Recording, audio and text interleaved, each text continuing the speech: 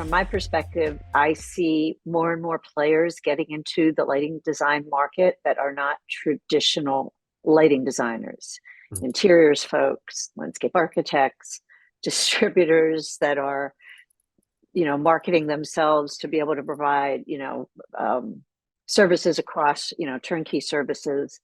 And without numbers, it's harder, and it will continue, I believe, to be harder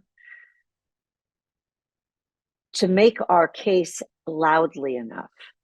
We can make our case with value because it's clear, or becomes clear from time to time, hopefully more and more often, when you don't have a lighting designer on a project, a trained lighting designer, a professional lighting designer who does lighting design and only lighting design, that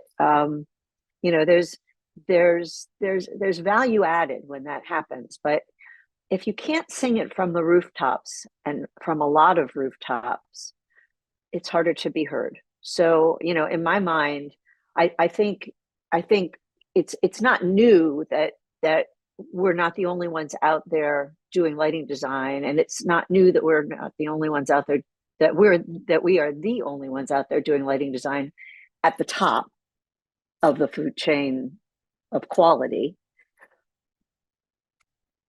But we're not able to yell it and scream it and be heard. And until we get bigger, that's not going to get better, in my opinion. Kind of going forward, one of our key areas of challenges is around technology, looking at things from AI and how that influences our design process, hopefully allowing us to be able to have more time with our clients and with a creative, with our kind of creative engagement with our clients. We also see a continuation of what happens with our product. Circular design, sustainability requirements are aspects that we as a industry need to be able to be thinking about and be understanding what the implications for not only our design, but for the architecture and for the owner as a whole. And that extends beyond just from day one product, but thinking really whole lifespan. I think the lighting design community at large is going to continue to struggle to have a presence in the design industry as technology changes, AI, the evolution of design. It's important for the lighting design community to be front and center and part of the design process with all of our colleagues, owners, developers, architects. And I think that it can be a struggle for us as we're evolving. I think the challenges that lighting designers are facing now and in the future, a lot of it has to do with artificial intelligence. We're all the buzz right now. But I also think there are many external factors. Using tools that contractors, manufacturers, anyone who thinks they can be a lighting designer will infiltrate the professional lighting design realm. And they are doing that already. We often are competing with a contractor, not another lighting designer, not a manufacturer. So I think that's the larger looming fear that people have. So I'm hoping that the organization, and one of the sort of premises for making some bylaws changes that open that door to a larger audience, is that we have a stronger voice. So we do have one specific challenge that I've been looking forward to fight for since the beginning, which is visibility. I think for me, I'm less concerned about the restructuring of the association, and I'm happy that we're going to be getting more people into the association. Considering this difference between the difference that goes from independency to integrity, which I totally understand that part. But I think we lack on visibility, that people don't know what you do. People don't understand exactly what you do. And I think that we have to kill a lion a day every day. Sometimes we have to sell ourselves to some clients. That some of them sometimes you go through, architects that understand better work, but you have to convince the clients to hire us because they don't know exactly our value, how valuable we are. I think this is something I've been, really, advocating for a long, long time. For 8 years, I was a chapter coordinator in San Francisco, and all my goals were like, let's try to bring more people. So my goal is like, what can you do, like in our industry, to stop preaching to the choir and preaching to other people? That's the thing. That's my big vision on that. People are becoming conscious about the impact of light in the atmosphere, in the ecosystems, in the well-being, in people's health. So we need to catch up with that. We really need not only to catch up, we need to be ahead of those changes. And for that, we really need to re-educate ourselves.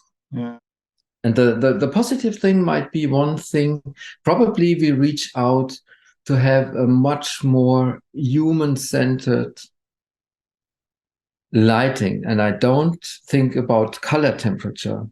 I think about, with all the startup processing and the controls and the smart solutions, I have the vision that we are able to create light even for handicapped people, like visual difficulties, and adopt a lighting design for their needs.